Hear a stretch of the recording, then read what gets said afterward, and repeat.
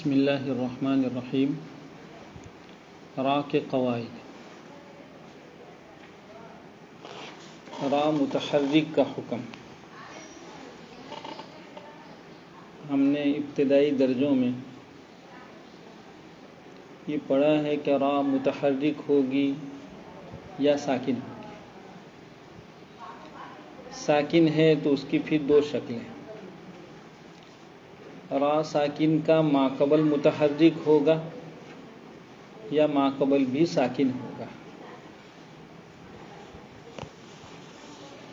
یوں کل ملا کے را تین قسم کی ہو گئی: را متحرک، را ساکن ماقبل متحرک، اور را ساکن ماقبل ساکن ماقبل متحرک۔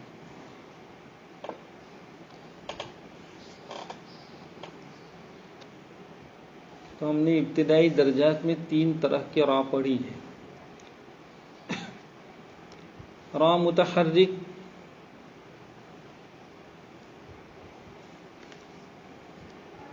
جس کے پاس خود حرکت موجود، چاہے فتحہ ہو، ضمہ ہو یا کسرہ ہو، کوئی بھی ہو، اس سے متعلق فرما رہے ہیں را متحرک ہوگی یا ساکن۔ اگر متحرک ہو تو فتحہ اور ضمے کی حالت میں پر ہوگی اور کسرے کی حالت میں باریک ہوگی۔ یہ کوئی بتلانے والی چیز نہیں ہے، سب کو معلوم ہے۔ جیسے رعد، رزق اور رزقن، دیکھو تینوں را ہے، پہلی مفتوح دوسری مضموم، دونوں پر، اور رزقن کے را مکسور لہذا وہ باریک، اپنی حرکت کے مطابق پڑھی جاتی ہے۔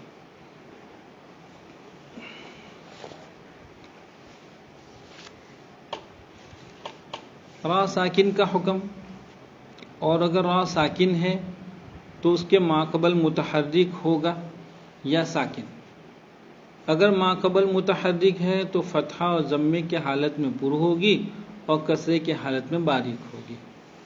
جیسے یرزقون، را ساکن ماقبل مضموم، برق، را ساکن ماقبل مفتوح، اور شرعۃ، ہمارے بچوں نے فرعون یاد کیا ہوگا، یہ فرعون بھول جائیں اور اس کی جگہ شرعۃ یاد کریں۔ جی، شرعۃ، را ساکن سے پہلے کسرہ۔ ہم نے ابتدائی درجات میں پڑھا ہے کہ را ساکن ماقبل مکسور باریک ہوگی۔ را ساکن ماقبل مکسور جیسے شرعۃ، یہ باریک ہوگی، لیکن اس کو باریک پڑھنے کے لیے تین شرطیں بھی یاد کی ہیں۔ وہ تین شرطیں کیا؟ دیکھیں کتاب۔ مگر جب را ساکن کے ماقبل کسرہ دوسرے کلمے میں ہو،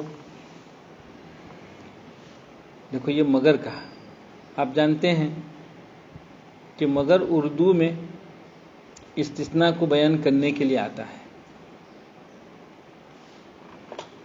پہلے کیا بیان کیا کہ را ساکن سے پہلے کسرہ ہو تو را ساکن باریک ہوگی،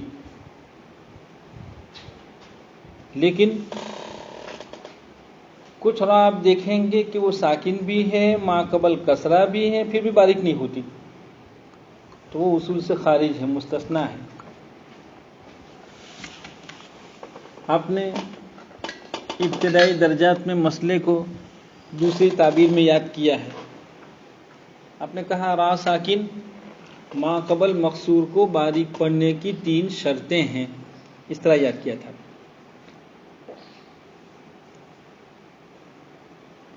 ایک ہی بات ہے، وہاں آپ نے پہلی شرط یہ کہی تھی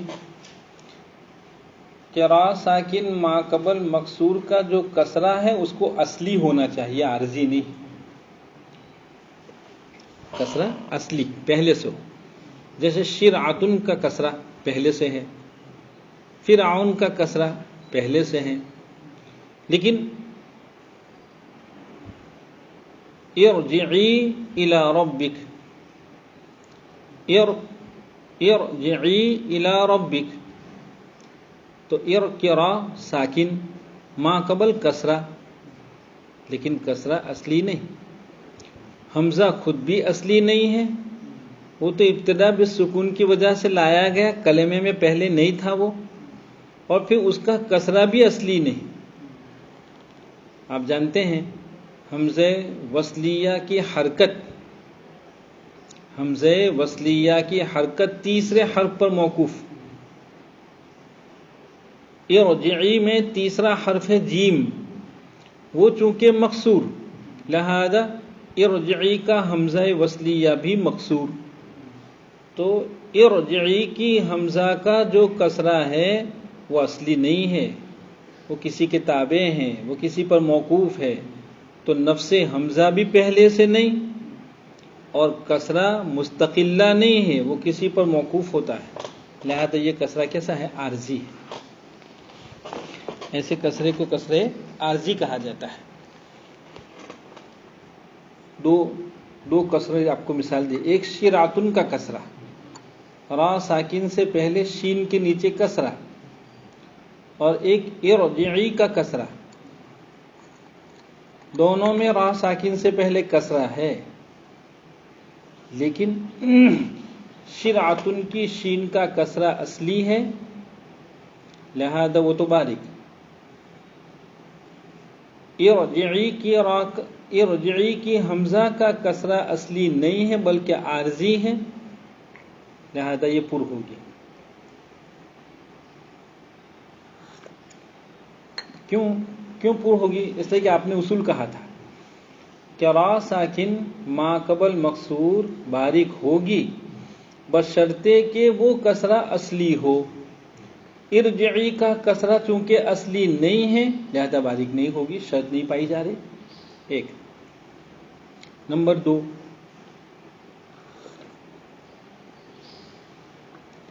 را ساکن سے پہلے جو کسرہ ہو وہ اسی کلمے میں ہونا چاہیے، دوسرے کلمے کا نہیں چلے گا۔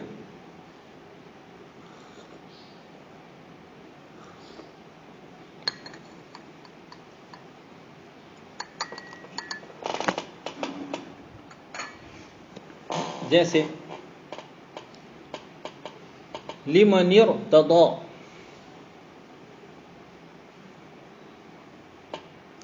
رب ارحمہما، ان ارتبتم، دیکھیں رب ارحمہما، را ساکن ہے، اس را ساکن سے پہلے با کے نیچے کسرہ ہے، را ساکن ما قبل مکسور ہے، اس کو باریک ہونا چاہیے لیکن باریک نہیں ہو رہی، کیوں؟ اس لیے کہ ہم نے تو شرط کیا کہی تھی؟ را ساکن سے پہلے جو کسرہ ہو وہ اسی کلمے میں ہونا چاہیے جس کلمے میں را ہے، یہاں تو کسرہ کلمہ رب کا ہے اور ارحمہما کے را دوسرا کلمہ، دو الگ الگ کلمے، رب الگ کلمہ، ارحمہما الگ کلمہ، اور ہم نے تو کیا شرط کہی تھی کہ را ساکن اور کسرہ دونوں ایک کلمے میں ہونا چاہیے، یہ تو الگ الگ کلمے میں، شرط نہیں پائی گئی تو باریک بھی نہیں ہوگی، باریک نہیں ہوگی تو پور ہو جائے گی۔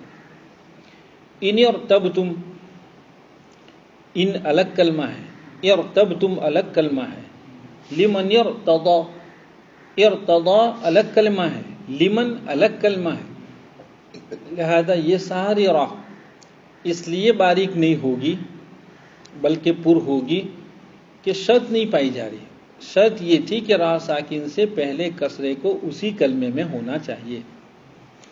دو شرطیں ہو گئی۔ تیسری شرط، را ساکن ما قبل مکسور تو ہو لیکن را کے بعد اسی کلمے میں حرف مستعلیہ نہیں ہونا چاہیے، را ساکن ما قبل مکسور کے بعد مانا را کے بعد اسی کلمے میں حرف مستعلیہ نہیں ہونا چاہیے تو ہی باریک ہوگی، مستعلیہ ہے تو پھر باریک نہیں ہوگی، پر ہوگی۔ اور ہم نے ایسے 4 کلمے پڑھے، ارصاد، مرصاد، قرطاس، فرقہ، یہ چاروں کلمے آپ دیکھ لیجئے، را ساکن سے پہلے کسرہ ہے مگر پھر بھی را باریک نہیں ہو رہی، پر ہو رہی، اس لیے کہ را ساکن کے بعد اسی کلمے میں یہ کیا حرف مستعلیہ صرف نہیں، اسی کلمے میں حرف مستعلیہ، چنانچہ فاصبر صبرا، فاصبر صبرا، دیکھو فاصبر کی را، اس کے بعد صبرن کا صاد، لیکن یہ مستعلیہ نہیں چلے گا، اس لیے کہ یہ دونوں الگ الگ کلمے میں ہیں۔ ہم نے تو یہ کہا کہ را ساکن کے بعد اسی کلمے میں مستعلیہ نہیں ہونا چاہیے، یہاں صبرن کا صاد ہے مگر وہ دوسرے کلمے میں ہے، اس لیے را باریک ہوگی، فاصبر صبرن کی را باریک ہوگی، اور ارصاد مرصاد وغیرہ کی را کیا ہوگی؟ پر ہوگی۔ دیکھو یہ تین شرطیں ہم نے بچپنے سے پڑھی ہیں، ان میں کی کوئی بھی شرط جب مفقود ہوگی، نہیں پائی جائے گی، تو را کیسے ہو جائے گی؟ پر ہو جائے گی۔ باریک پڑھنے کے لیے تین شرطیں تھیں، جب شرط نہیں تو باریک بھی نہیں، باریک نہیں تو پر ہو جائے گی، اسی کو کتاب کہہ رہی ہے، لیکن انداز بیان دوسرا ہے۔ کیا کہا؟ مگر جانتے ہیں آپ کیا مگر؟ را ساکن ما قبل مکسور باریک ہوگی، پھر ایک مرتبہ را ساکن ما قبل مکسور باریک ہوگی، لیکن فلاں فلاں جگہ باریک نہیں ہوگی۔ کب کب نہیں ہوگی؟ دیکھیں، جب را ساکن کے ما قبل کسرہ دوسرے کلمے میں ہو، جیسے رب ارجعون، یہ را پر ہوگی، باریک نہیں ہوگی، کیوں؟ اس لیے کہ را ساکن سے پہلے جو کسرہ ہے وہ اسی کلمے میں نہیں، وہ دوسرے کلمے میں ہے۔ ایک یا کسرہ عارضی ہو، اسی کلمے میں ہو لیکن عارضی ہو، یرتابو، جیسے کیا؟ یرتابو، ان یرتبتم، یہ ان یرتبتم نہیں، یرتبتم، نہیں سمجھا ہے؟ ان نہیں، وہ تو دوسرے کلمے کا مسئلہ ہو جائے گا، یہاں کسرہ عارضی کی بات ہو رہی، لہذا یرتبتم۔ جی، یا را ساکن کے بعد حرف استعلا کا اسی کلمے میں ہو جس کلمے میں را ہے، تو یہ را باریک نہ ہوگی بلکہ پر ہوگی، جیسے قرطاس، فرقہ۔ دو ہی مثالوں پر اکتفا کیا، ورنہ آپ نے پڑھا ہے کہ ایسے کلمات پورے قرآن کریم میں 4 ہیں۔ ہو گیا، آگے کیا فرمایا؟ اور فرقین میں خلف ہے۔ کیا معنی فرقین میں خلف ہے؟ فرقین کی را کو کل فرقین کا طود العظیم، ایک تو ہے فلولا نفر من کل فرقۃ، نہ وہ نہیں، وہ تو وہاں 4 میں ایک ہو گیا، ارصاد مرصاد قرطاس فرقہ، یہ تو وہاں ہو گیا، وہ تو پر ہوگی، لیکن کل فرقین کا طود العظیم، ہاں یہ فرقین، تو کہا اس میں خلف ہے۔ خلف کیا معنی؟ تو کہا خلف کہتے ہیں 2 وجہوں کو، ایسی 2 وجہیں جو باہم متضاد ہوں لیکن دونوں صحت کے اعتبار سے مساوی ہوں۔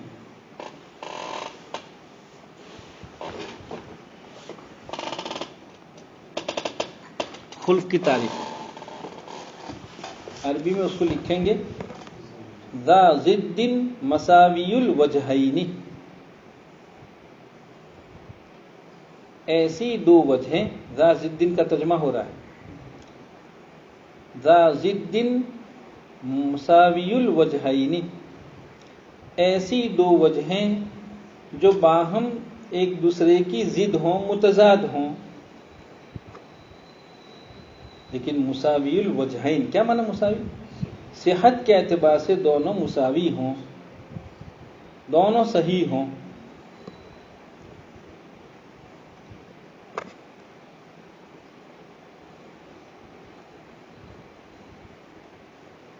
دیکھیے، ایک لفظ ہوتا ہے اختلاف اور ایک ہوتا ہے خلف، دونوں میں فرق۔ بھئی ایک جماعت ہے، کسی مسئلے پر اختلاف ہو گیا، تو اختلاف کا کیا معنی؟ جماعت کا ایک حصہ ایک بات کہہ رہا ہے، دوسرا اس کا انکار کر رہا ہے کہ ایسا نہیں، تو ایک صحیح ایک غلط. یہ الگ بات ہے کہ جس کو غلط کہہ رہے ہیں اس میں صحیح کا امکان ہو، یہ الگ بات ہے، احتمال ہو، یہ الگ بات ہے. لیکن اختلاف میں دو وجہیں ہوتی ہیں، ان میں کہ ایک صحیح ایک غلط. خلف میں بھی دو وجہیں ہوتی ہیں لیکن صحیح دونوں صحیح، کوئی غلط نہیں. یہ تو خلف اور اختلاف دونوں کے درمیان کا فرق سمجھ میں آیا. خلف کی تعریف آپ نے لکھی، ایسی دو وجہیں جو باہم متضاد ہوں. اب دیکھیے فرقین میں خلف، فرقین کے راہ کو آپ بہت بچپنے سے پڑھ رہے ہیں کہ اس کو پور پڑھنا بھی صحیح، باریک پڑھنا بھی صحیح. تو پور اور باریک یہ دونوں متضاد دو وجہیں ہیں، دونوں ایک دوسرے کی ضد ہیں لیکن دونوں صحیح ہیں. یہ معنی ہے کہ اس کا خلف کا، اور فرقین میں خلف ہے. یہاں تک سمجھ میں آیا ہو؟ دیکھیے اب آگے سمجھیے. فرقین کی راہ میں جو پور پڑھنا باریک پڑھنا دونوں وجہوں کو صحیح کہا جا رہا ہے ہر حال میں. وصل کریں تب بھی دونوں وجہوں کو صحیح، اور وقف کریں تب بھی دونوں وجہیں اور دونوں صحیح. معلوم ہوا فرقین کی راہ میں جو پر اور باریک پڑھنے کی دو وجہیں ہیں وہ وصلاً بھی ہیں اور وقفاً بھی ہیں. اسی کو آپ نے ابتدائی درجات میں لکھا ہوگا کہ فرقین کے راہ کو وقفاً وصلاً ہر حال میں دونوں طرح پڑھنا صحیح ہے.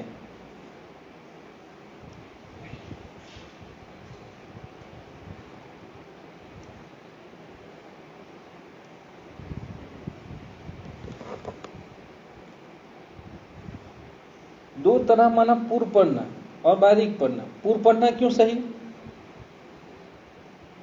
کہا دیکھیے را ساکن ما قبل مقصور، ابھی اصول پڑھا تھا کہ را ساکن ما قبل مقصور کو باریک پڑھنے کی 3 شرطیں ہیں، جن میں کی تیسری شرط یہ تھی کہ ایسی را کے بعد اسی کلمے میں مستعلیہ نہیں ہونا چاہیے. اگر مستعلیہ ہے تو پھر وہ پر ہو جائے گی. فرقین میں ہم نے دیکھا کہ را ساکن کے بعد اسی کلمے میں قاف ہے، لہذا اس کو ہونا چاہیے پر.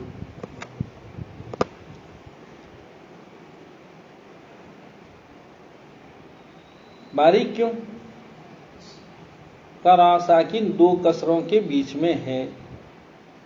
مقصور ہے اس لیے نہیں، را ساکن کا ما قبل مقصور ہے اس لیے نہیں، را ساکن 2 کسروں کے بیچ میں ہے.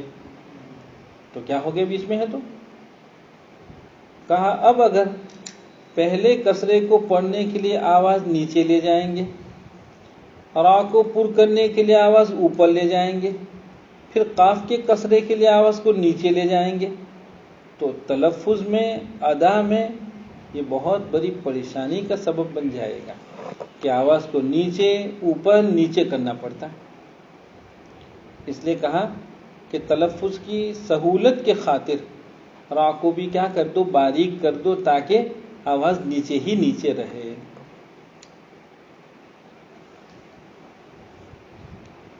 پھر ایک مرتبہ کہہ رہا ہوں، باریک کیوں پڑھی جاتی ہے فرقین کے را؟ کہ وہ 2 کسروں کے بیچ میں ہے. تو 2 کسروں کے بیچ میں ہے تو باریک پڑھنا کیا معنی؟ کہا اب اگر ہم باریک نہیں کریں گے اور را کو پر کریں گے تو فرقین کی را سے پہلے فا ہے، وہ مقصور ہے، اس کے کسرے کے لیے آواز نیچے، پھر را کو آپ پر کریں گے تو اوپر، پھر قاف مقصور ہے تو آواز نیچے. تلفظ کے لیے یہ سبب بن جائے گا پریشانی کا، تلفظ مشکل ہو جائے گا، ادا مشکل ہو جائے گا. اس لیے کہا را کو بھی کر دو باریک تاکہ آواز کو اوپر لے جانے کا مسئلہ ہی نہ رہے. اب سب کی آواز نیچے ہی نیچے رہے گی، ادا آسان ہو جائے گی.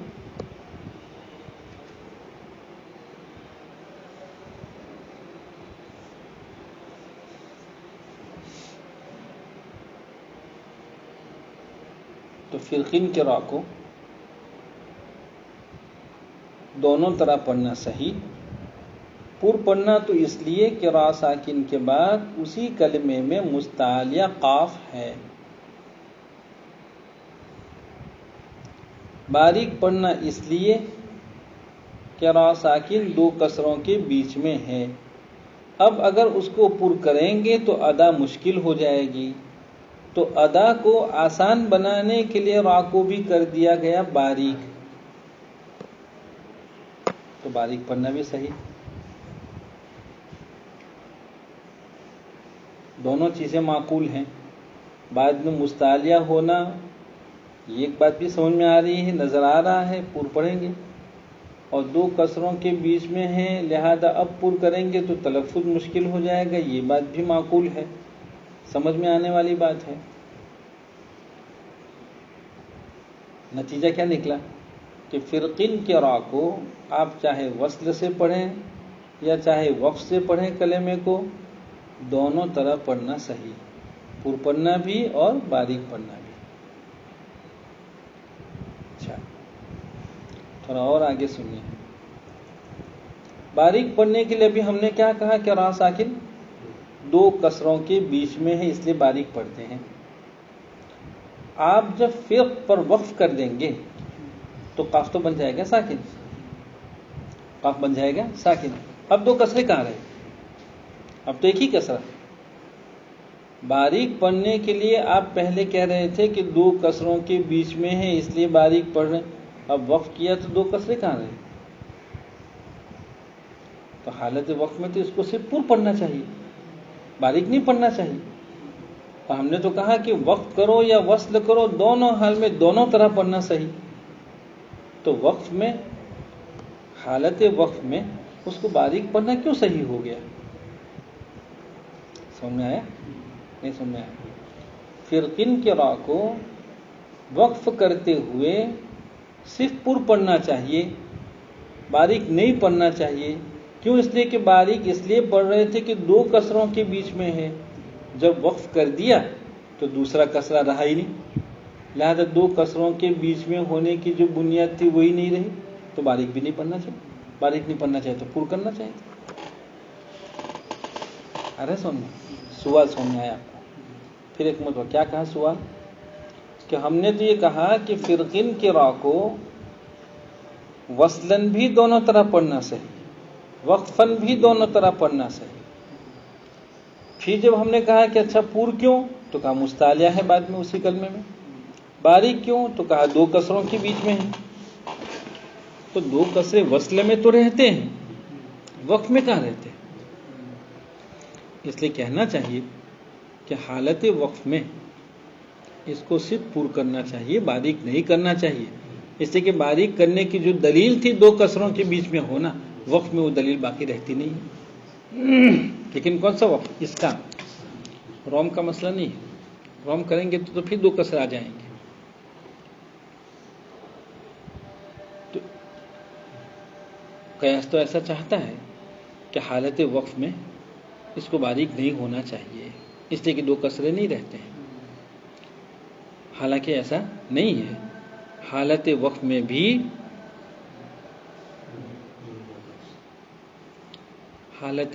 بھی باریک پڑھنا صحیح ہے. حالت وقف میں بھی باریک پڑھنا صحیح ہے.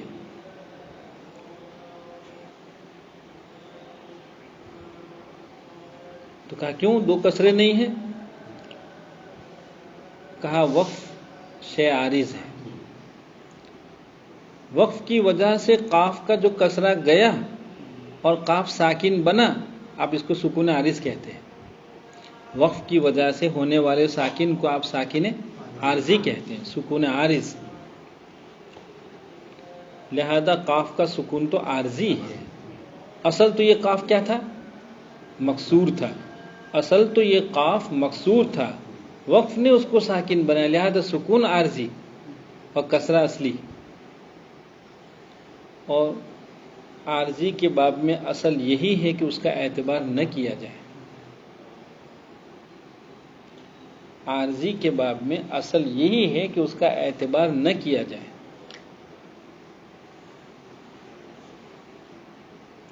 یہاں کون عارضی ہے؟ فرقن کے قاف کا سکون عارضی ہے، اس کا اعتبار نہیں کریں گے، یعنی قاف کو ساکن نہیں سمجھیں گے. پڑھ رہے ہیں ساکن، لیکن ساکن سمجھیں گے نہیں. تو کیا سمجھیں گے؟ کہ پہلے کیا تھا؟ مقصور. اب بھی اس کو مقصور سمجھیں گے. جب مقصور سمجھا، مقصور خیال کیا، تو پھر 2 کسرے آ گئے، اور 2 کسرے آ گئے تو پھر اس کو ہونا چاہیے باریک.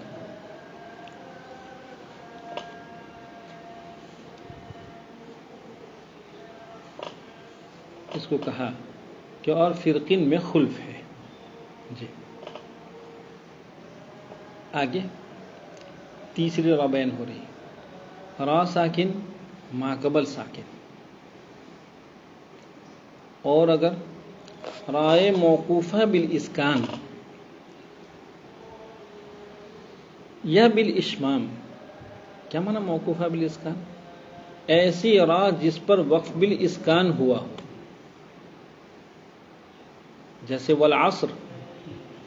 دیکھو یہ تو ہے والعصر ان الانسان، لیکن ہم نے اس پر وقف بالاسکان کیا تو را بن گئی ساکن، موقوفہ بالاسکان. موقوفہ بالاشمام، موقوفہ مثلا قدر امور، قدر امور. آپ وقف کریں گے، کیا وقف کریں گے؟ قدر، را کو بنائیں گے ساکن قدر، اور پھر ہونٹ گول کریں گے. یہ موقوفہ بالاشمام ہو گیا. تو چاہے موقوفہ بالاسکان ہو یا موقوفہ بالاشمام، یعنی وقف بالاسکان کریں یا وقف بالاشمام کریں، دونوں را پہلے تو بن جاتی ہے ساکن. جب را ساکن بن گئی تو اس کا ماقبل ساکن. قدر میں را کا ماقبل دال ساکن، والعصر میں را کا ماقبل صاد ساکن. تو سمجھیں. اور اگر رائے موقوفہ بالاسکان یا بالاشمام کے ماقبل سوائے یا کے اور کوئی حرف ساکن ہے، یا نہیں ہونی چاہیے.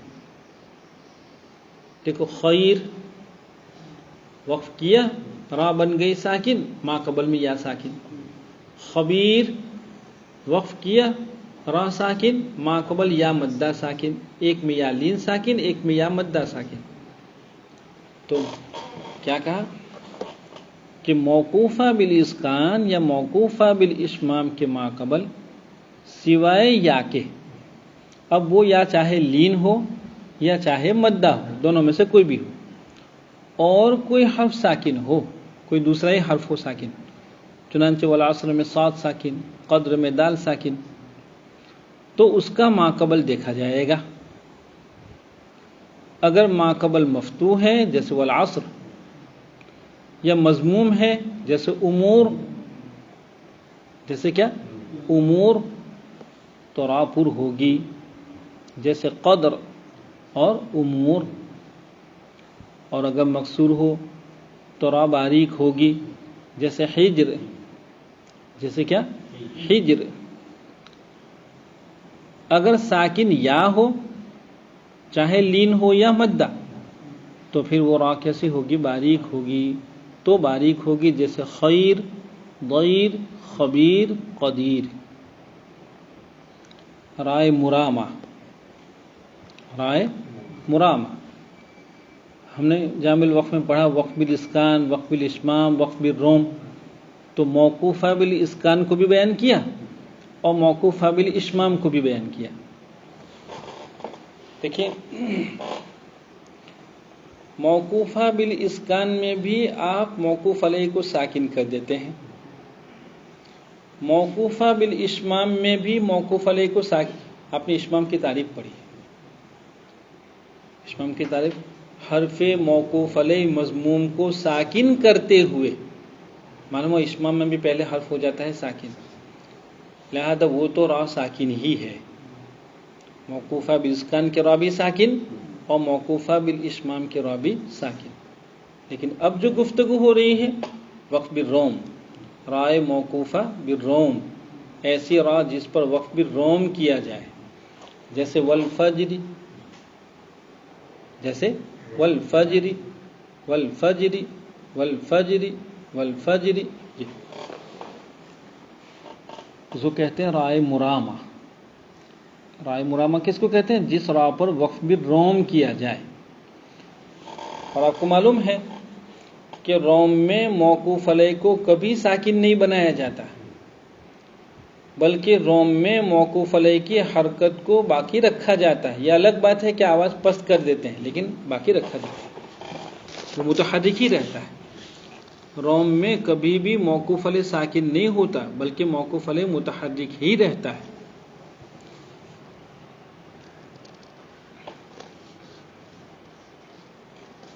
جب متحرک ہے تو را اپنی حرکت کے مطابق پڑھی جائے گی۔ دیکھیے آپ نے یہ بھی پڑھا ہے کہ روم ضمے اور کسرے میں ہوتا ہے، فتحے میں نہیں ہوتا ہے۔ دو مثال لے لیں آپ۔ ایک مثال تو لیں امور یا خبیر۔ خبیر کی مثال دیکھیں آپ خبیر کے را پر جب روم کریں گے تو پڑھیں گے خبیر، رن خبیر، را کا ضمہ ذرا سا پڑھیں گے۔ امور قدر، جب آپ ایسی ساری را پر جو کہ مضموم ہے، ضمے والی ہے، روم کریں گے تو تھوڑا سا ضمہ پڑھیں گے، را کو ساکن نہیں بنائیں گے بلکہ اس کو متحرک ہی رکھیں گے۔ اور جب متحرک ہے تو رائے متحرک ہمیشہ اپنی حرکت کے مطابق پڑھی جاتی ہے۔ امور کے را مضموم ہے اور رائے مضمومہ ہمیشہ پر ہوتی ہے، لہذا امور کے را کو بھی آپ جب روم کے ساتھ وقف کریں گے تو پر پڑھیں گے۔ امور خبیر قدر، ایک روم ہوتا ہے اسی طرح کسرے میں۔ والفجر والعصر، نہیں سمجھ میں ہے تو یہ را حالت روم میں یا وقف بالروم کرتے ہوئے یہ رہتی ہے مکسور، کسرہ ہے تو باریک بھی ہوگی۔ تین وقف ہو گئے، وقف بالاسکان، وقف بالاشمام، وقف بالروم۔ اسکان اور اشمام میں چونکہ را خود ساکن ہو جاتی ہے لہذا وہ ما قبل کے تابع ہوتی ہے، جیسا ما قبل۔ وقف بالروم میں چونکہ ساکن نہیں ہوتی ہیں بلکہ متحرک ہی رہتی ہیں تو وہ اپنی حرکت کے مطابق پڑھی جائے گی۔ ضمہ ہو تو پر اور کسرہ ہو تو باریک، اور فتحے میں روم ہوتا نہیں ہے۔ جی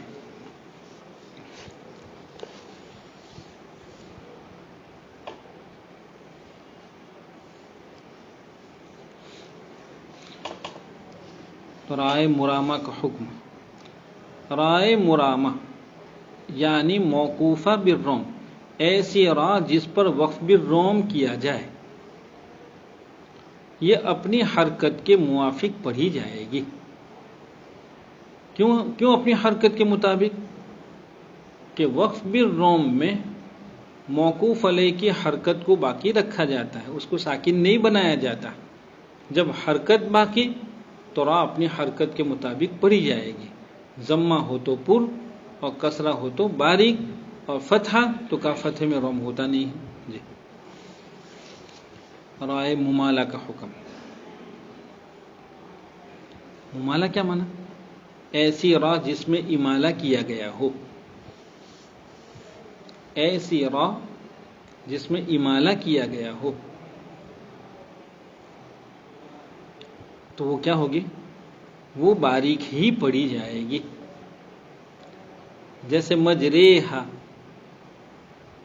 دیکھو یہ اپنی اصل میں تھا مجرا، یہ اپنی اصل میں تھا مجراہا، بشرا، ذکرا، اسی طرح مجرا، لیکن اپنی امالہ کیا تو یہ بن گیا مجرے، بشرے، ذکرے، اشترے، اس طرح مجرے، امالہ کیا۔ تو امالے میں چونکہ فتحے کو کسرے کی طرح پڑھا جاتا ہے، فتحے کو کسرے کی طرف مائل کیا جاتا ہے، آواز کو نیچے لے جا کے ادا کیا جاتا ہے، لہذا اب یہ را امالے کی وجہ سے کل مکسورہ ہو گئی، رائے مکسورہ کی طرح ہو گئی، اور رائے مکسورہ باریک پڑھی جاتی ہے تو رائے ممالہ بھی باریک پڑھی جائے گی۔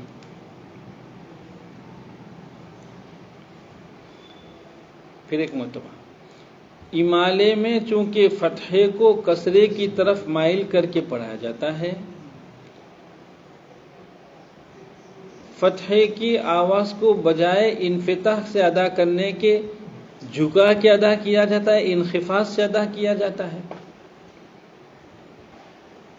آیا سمجھ میں؟ لہذا اب یہ را کل مکسورہ ہو گئی، پہلے مکسورہ تھی نہیں، لیکن آپ نے امالہ کیا تو جیسے کسرے کو انخفاض صوت سے ادا کیا جاتا تھا، آپ نے فتحے میں بھی کچھ انخفاض کیا،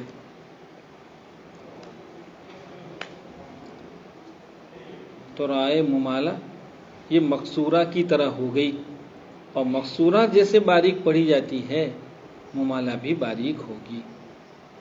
یہ الگ بات ہے کہ ہمارے یہاں رائے ممالہ پورے قرآن کریم میں ایک ہی ہے، لیکن دیگر ائمہ کے یہاں بہت ساری ہے، تو ان کے یہاں جتنی بھی را ممال ہوگی، جتنی بھی را ممال امالے والی ہوگی سب باریک پڑھی جائے گی، چاہے وہ ہمارے یہاں ہو یا کسی اور کے یہاں ہو، امالے کی وجہ سے را ہمیشہ باریک پڑھی جاتی ہے۔ کیوں باریک پڑھی جاتی ہے؟ امالہ کہتے ہیں فتحے کو کسرے کی طرف مائل کر کے پڑھنا۔ مائل کر کے پڑھنے کا معنی یہ ہے کہ آواز کو جھکا کے پڑھنا، اور آواز کو جھکانا یہ کسرہ ہے، لہذا امالے کی وجہ سے یہ را اب کل مکسورہ ہو جائے گی، اور مکسورہ جیسے باریک ہوتی ہے یہ بھی باریک پڑھی جائے گی۔ بس